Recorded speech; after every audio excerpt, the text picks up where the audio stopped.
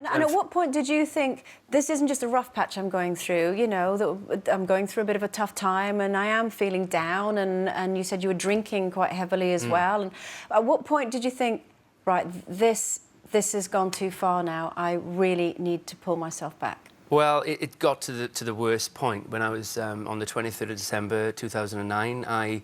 I went to Spain to try and cleanse myself. Yeah. I had good intentions. I took myself away. I thought, great, I've got a new presenting role at ITV Wales, and this is going to be a good year for me. I'm going to start running, eat Mediterranean food. Yeah. Really good intentions. Sunshine. Sunshine, but it turned out to be the rainiest week in Spanish history, I think. It was terrible, bad timing. And my good intentions turned into bad intentions. And you know what the measures are like in Spain? They're quite large, and I started to hit the bottle quite heavily, and it just spiraled out of control. So that was the moment for me. That was the week. What stopped you doing the worst? Weirdly enough, and I've only explored this over the last 4 years when I've tried to work out me a little bit, it was the sense of control that I had in that moment. And I hadn't felt that for a while. I was there, I made my decision in my drunken state that I was going to do that. And I looked over the balcony, I had my leg ready, I was going to do it. But that adrenaline rush that I had of euphoria, of, ooh, I'm excited, I'm finally taking charge of my situation. That adrenaline rush made me remember what it was like to have a little bit of excitement again. Okay. And then I just went... Rather than that dead feeling of depression. Rather than a numb, awful, I have no idea what's going on inside there, and I don't have any outlet for it, I don't have anybody to speak to, I felt very alone. So that moment for me was pivotal. I kind of went, oh, I don't want to do this. This is a nice feeling, I want to do that more. So from then on, it was just... It was all guns blazing to get better and to work out my brain and work out everybody else's, and that's been my challenge so far. And what's been so remarkable about you coming forward and being so open about this is that, you know, suicide is the #1 killer in young men. I don't know if do you ever read any of Matt Haig's book? I'm reading his book, Reasons to Stay Alive. It's an incredible journey, a story of a man's journey through depression, which is something you may well relate to. And I think if more and more people like you can come forward and encourage men not to... Women are more open about their feelings. Encourage men to put their hand up and say, do you know, I'm really struggling here and I think I need a little bit of help.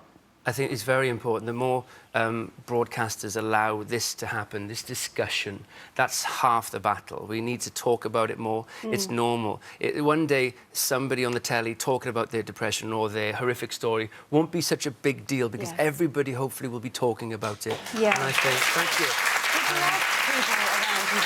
I mean, how did your parents feel when they found out? Well, this is the thing. I had great people around me at all times. My family are wonderful. I got great friends. I had a great working environment. You know, props go out to a friend of mine, Hugh Dervell, who's out there. He was wonderful, and at the same time, I didn't appreciate that. I didn't live in the moment, and I was very obnoxious, and I was very absent-minded when it came to everybody around me. So when you close yourself off and you put yourself in that horrible little cage in your mind, it's a very, very lonely place.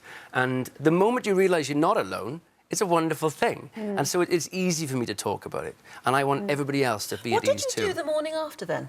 I mean, after that night, when presumably you went to sleep at some point because you'd had so much alcohol, at what point did you actually wake up, get out of bed and think, this is what I'm going to speak to this person or I'm going to do this? It was a slow process. I woke up with a terrible hangover, probably the world's worst hangover. Yeah, I've had worse since, actually, but in a nice, happy sense, it was a slow process. I went back home. It was Christmas Eve. I was there. I was with my family, and they were surrounding me, and the family dog didn't leave me alone. He knew there's somebody home. Louis out there. He's probably watching. Hello, Louis. I love Louis. But anyway, I was just amongst good people, and I was just so grateful for the first time to have good people around me. Did you talk to your dad? I talked to my dad eventually. Was it difficult? Yeah, it was. There's my dad, Gary Johnson. I'm my dad. That's at my brother's wedding. We've got such a lovely relationship, me and my dad now. It's special. And since then, so it took me a while for me to tell him about the actual balcony incident. And apparently I told him on the balcony, drunk, and I can't remember telling him. So when I phoned him to say, look, I've got to go on this morning and I've got to talk about this because I'm raising money for this TV show for my charity that I'm ambassador for, mine, and I need to tell people because it feels right and people are asking me about it, so I have to come clean. It's important for me to come clean. And I told him, he went, I already know, mate. I knew it all along. And then it was easy. It just that barrier. It's if you tell somebody, they will openly be welcoming and cool about it. Not as bad as you It's know. not. It was absolutely not as bad as I thought.